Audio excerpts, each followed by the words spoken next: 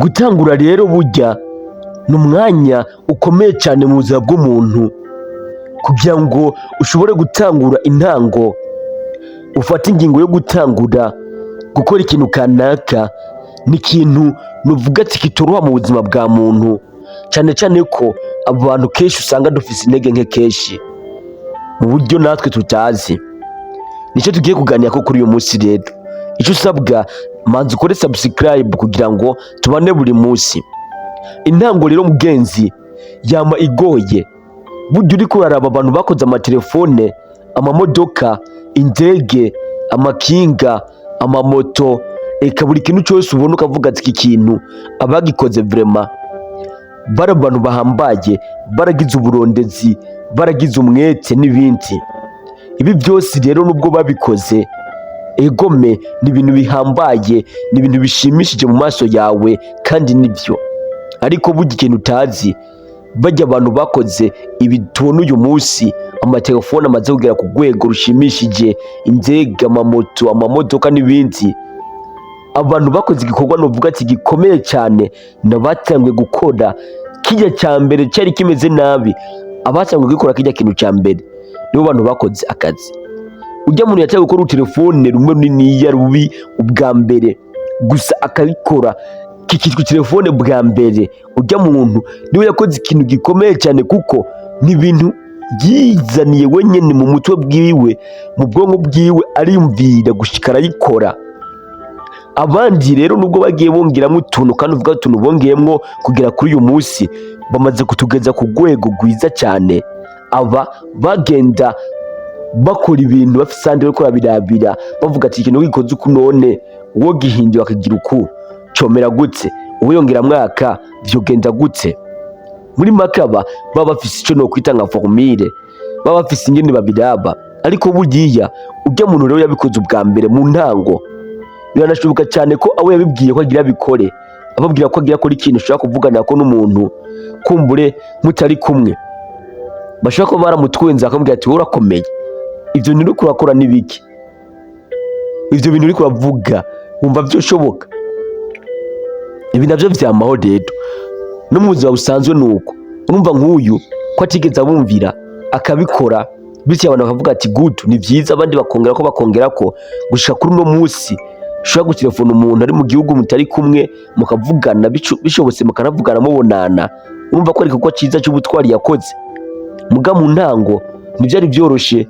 Nawe rero nshuti yanjye, ibyo uri kurakora, iyo business uri kurakora yanse, eka izo ni byose urimo byanse, iyo mpano yawe uri gukora, uri kuragerageza yanse, buri kintu cyose uri kurakora mu ntango gishobora kuba kitakoroheye bro, nticyoroha. Hari benshi bazakubwira ati ibyo urimo n'ibiki, wabuze icyo ukora, raba abandi ibyo barimwo, ibyo urimo n'ibiki. Nshuti yanjye, hajya rero niho hantu habera ugukomera, niho hantu habera igipimo cy'umuntu icyo azoba muri kazoza. Kuko iyo uri kuratangura, shetani nawe nyine ubwiwe hari igihe abona ikintu ugira utangura akavuga ati uyu muntu rero iki kintu ariko arakora, hamwe yo gikora kigakunda akageza ku rwego rwa danje, uyu muntu yoba ncitse, uyu muntu yoba ateye imbere, kandi nanjye kumbure nimba ari igikorwa gishobora gufasha abantu, akavuga ati yontwara abantu benshi. Bityo rero ugasanga shetani aciye akugirira inzigo, aciye agutega imitego myinshi ishobora kugwisha hasi, agaca mu bantu, agaca mu bagenzi bawe, bikunze akanaca mu babyeyi bawe, bakakwereka ko ibyo bintu urimo bidakunda, bakakwereka ko ibyo bintu urimo ariko urata umwanya, rimwe na rimwe bakanakwereka ko ibyo bintu uri kurakora ari ibyaha. Rero muri iki gihe iyo udakomeye ngo urinde umutima wawe n'ibyiyumviro byawe, ugira ati uko bigenda kose iki kintu nagitanguye, sinshobora gusubira inyuma, ntegerezwa kugwana. Iki gihe rero ni igihe kiba gitoroshe, ariko icyo nokubwira yuko cyotuma wama ukomeye muri ibi bihe, nuko kugira ngo ugende ibirometero 200 bigusaba guhera ku ntambwe imwe y'amasantimetero, y'amamilimetero, ukayitambuka, ugakurikiza iyindi, bityo uko uzoga umugenda usanga bya birometero 200 waramaze kubigenda. ntushobora kuzohera ko ngomba kugenda kure rero ngo mpere ku birometero 500 ndangurure. Oya, hera hasi kugira ngo ugere ku miliyoni bigusaba guhera kuri hera 1, 2, 3. Nabwiye ukuntu abakene batandukana n'abakire mu kugira gute.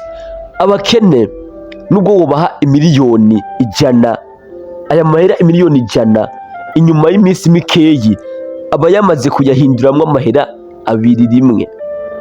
Mu gihe abakire ubahaye ihera 1, amahera 2, intambara bafise ari ukugwana kugira ngo aya mahera bayahindure miliyoni n'imiliyoni. Bigenda gute rero? Wewe nawe uce wiyumva.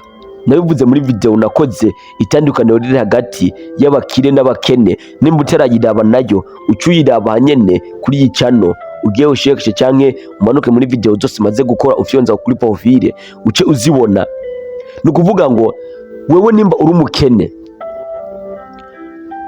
uri wa muntu ufise uronsa amahera, uba ufise utuntu twinshi ushaka gukora, nguriki njaha, ukumva mbatse amahera ariko arakubaba utariko yakoresha umenga ntutekanye. Mu gihe nawe umukire rero aronsa amafaranga aca tuza kavuga ati none aya mafaranga kwanga nuko nkora iki kugira ngo abe menshi gusumba. Urumva itandukana ahantu ribereye. Wewe wayarusta amavuga ngo none ngo burya unakana afite ideni reka ndayamuhe. Naraguze utuntu mperuka kurya iki ryari ndagikumbuye, nkora iki? Aya muhanda yagure mwiki? Nje hehe? Muri iki gihe rero wewe aya mahera uyakurika ibintu byinshi biyagendamo yatagaruka. Mu gihe wa mukire nawe cyangwa burya hari n'umuntu ashobora kuba ari umukire atarabana amafaranga menshi. Najo nabivuze muri iyo video ndagira nti si abakire bose bafise amafaranga. Hari abari umukire kubera mu mutwe wiwe yamaze kwiremamwo ko ari umukire kuko avyumva neza ko azoba umukire. Uwo muntu rero nawe nyene so gusuzugura kuko mu gihe umuhaye amahera make nta kindi kijya mu mutwe ati none aya mafaranga ni gute nuyakindura menshi nkore gute?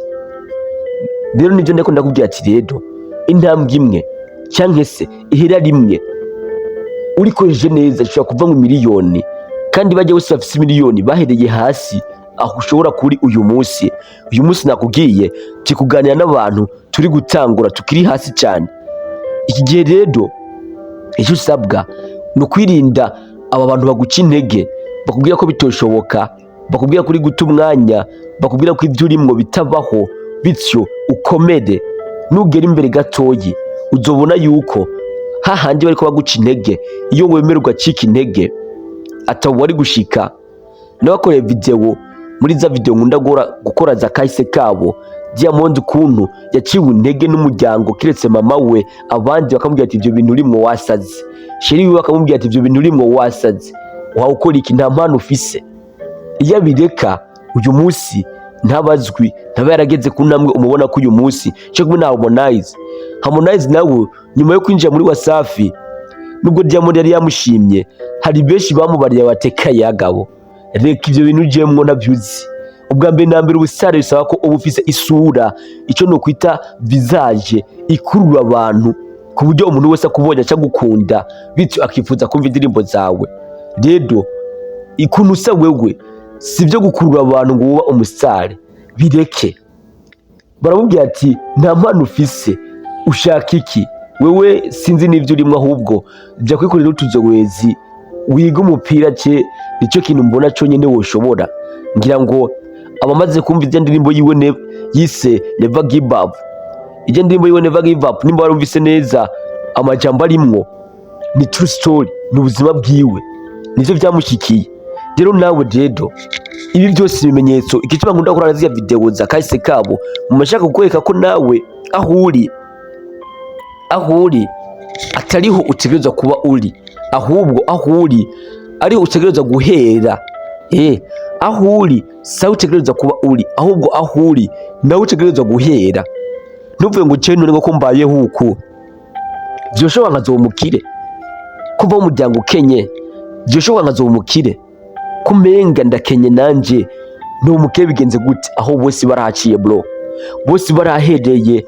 Tangura rero wirinde abaguca intege bazobaho ariko ntubumvire, abo bigusubiza inyuma ibibazo uhura nabyo ukumva umenga wobireka biragora, ndabizi bro, ariko ntutinye gutangura.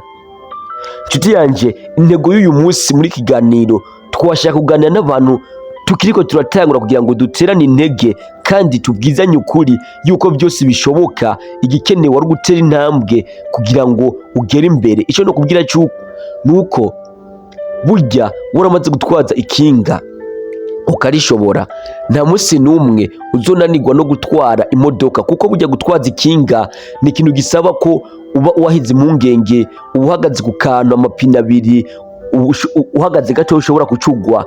Ariko rero ibi ubishoboye nta munsi n'umwe uzonanirwa no gutwaza imodoka, kuko imodoka iri ku mapine ane bihagaze ituje, kandi mu kwitwaza uba wicaye cyangwa ugaramye nyene witurije atakazo na kimwe ufise. Urumva yuko rero waramaze gushobora ikinga, imodoka ntizoshobora kukunanira, ntibikunda.